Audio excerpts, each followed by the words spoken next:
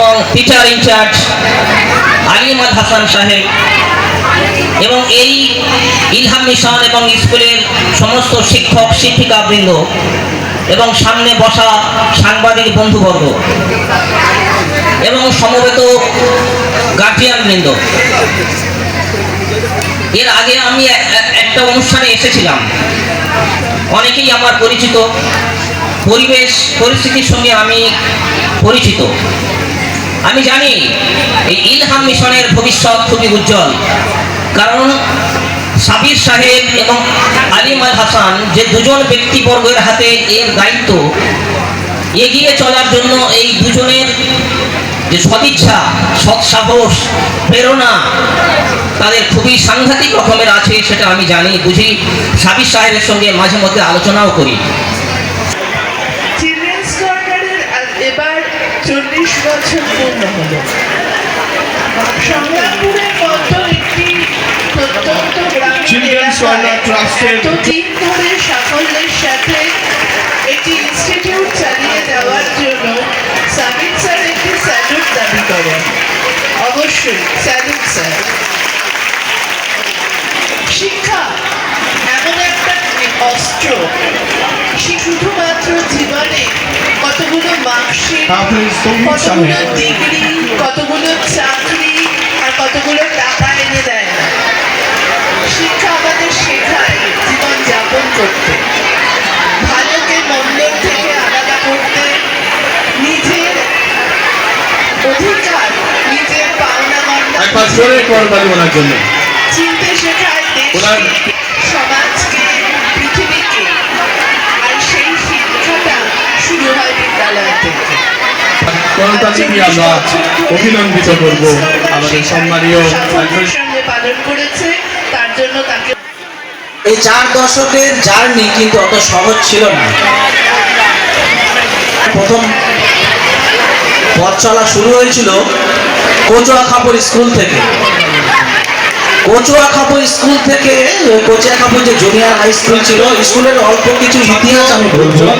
স্কুলটা কত বড় চড়াই উত্তরের মাধ্যমে আজকের এই জায়গায় পৌঁছেছে, ইতিহাসটা একটু জানা দরকার অল্প সংক্ষেপ। 87 সালে আমি প্রথম চিলড্রেন্স কর্নার স্কুলে মানে ভর্তি হই, 1987 সালে।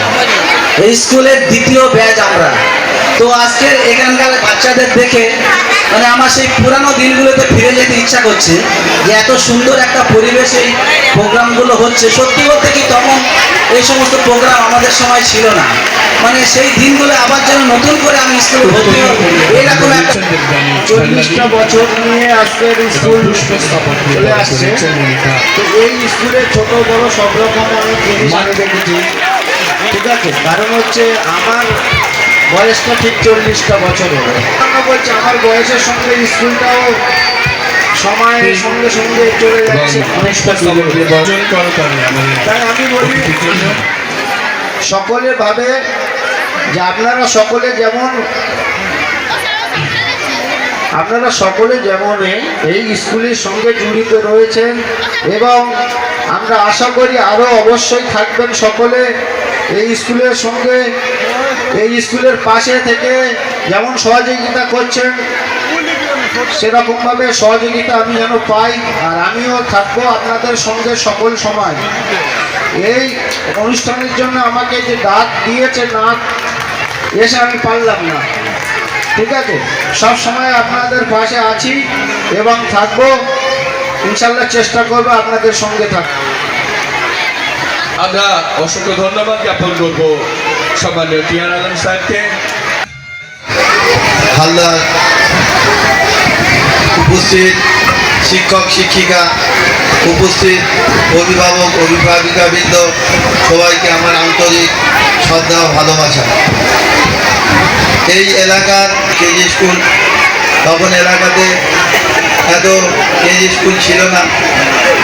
সেই ছোট চারা গাছটি যিনি লাগিয়েছিলেন, তিনি সাবিরের আব্বা মরহুম জহুরুল হক সাহেব।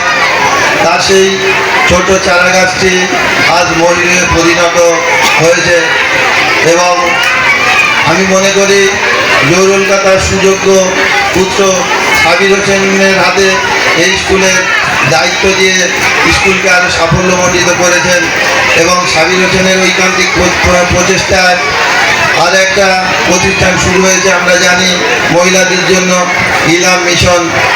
আমি আশা এবং ভরসা রাখি এবং এই অঞ্চলের শ্রীবৃদ্ধি করবে এবং অঞ্চল থেকে ভালো ভালো ছাত্রছাত্রী তারা তৈরি করবে, যে ছাত্রছাত্রী এই সমাজকে পথ দেখাবে,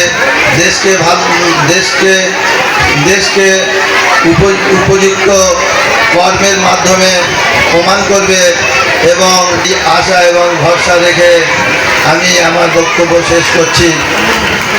আর এই অনুষ্ঠানে এসে আমাকে নিজেকে খুব গর্বিত একে একে প্রথম দ্বিতীয় তৃতীয় দিন তারা পার করে এসছে সফলতার সাথেই। আমি অনুষ্ঠানের একেবারে শেষ দিনের প্রায় শেষ লগ্নে এসে উপস্থিত হতে পেরেছি। শারীরিকভাবে অসুস্থতার কারণে আমি ইচ্ছা থাকলেও আসতে পারিনি। এত বড় একটা অনুষ্ঠানের এত ব্যস্ততার মধ্যেও আমার সহকর্মী সাবির ভাই, ওর সাথে আমার অনুষ্ঠানের বিষয়ে দিনে অন্তত 2-3বার ওভার ফোনে কথা হয়েছে এবং সারাক্ষণই আমি মনটা এখানে পড়েছিল, কিন্তু আমি মোবাইলে ওদের ইউটিউব চ্যানেলে আমি প্রোগ্রামগুলো সরাসরি দেখেছি, লাইভ প্রোগ্রামও দেখেছি এবং সেই সাথে অনুষ্ঠানের সর্বাঙ্গীন সাফল্য কামনা করেছি। তা যাই হোক, যার শেষ ভালো তার সব ভালো, এটা একটা প্রবাদ আমরা সবাই জানি। এত বড় একটা অনুষ্ঠান পরিচালনা করা এবং একেবারে অনুষ্ঠানের শেষ প্রান্তে এসে পৌঁছে গেছে, তারপরেও আল্লাহর অশেষ রহমত আমাদের উপর, আমরা এগিয়ে চলতে পারছি। কেননা থামার জন্য আমরা কেউ নই, আমরা এগিয়ে যাব, এগিয়ে যেতে হবে। আমাদের অনেক দায়িত্ব আছে আমাদের উপর। সমাজের জন্য যতটুকুনি করার সাধ্য সামর্থ্য আমাদের আছে, আপনারা দোয়া করবেন যেন আমরা তা পূরণ করতে পারি। আর এই ইলহাম মিশনের সার্বিক কর্মকাণ্ড যিনি দেখভাল করছেন, ইনচার্জ ইলহাম মিশন এবং চিলড্রেন্স কর্নার ইনস্টিটিউশন, তাকে আমি ইলহাম মিশনের পরিচিতি বা তার সম্পর্কে ইনফরমেশনগুলো একটু তুলে ধরতে বলবো, যাতে আমাদের মধ্যে উপস্থিত সম্মানীয় অতিথিবর্গ যারা আছেন তারা বিষয়গুলো। The most gracious and merciful. I would like to say something in front of my dear students, respected guardians, respected teachers and respected alim and ulama, and who have appeared in front of the stage.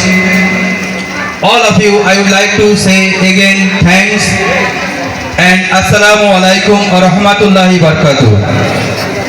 Today lockdown পিরিয়ডে আমাদের প্রায় 400 student পরের বছর admission হয়নি।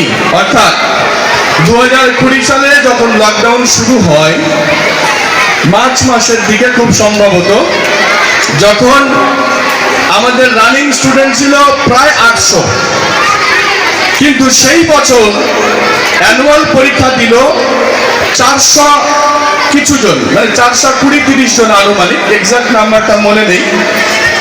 অর্থাৎ শিক্ষার আলো থেকে হয়তোবা তাদের কেউ হারিয়েছে, অথবা অর্থনৈতিক পরিস্থিতির কথা বিবেচনা করে হয়তোবা স্কুলে কন্টিনিউয়েশন ছিল না ছাত্রছাত্রী।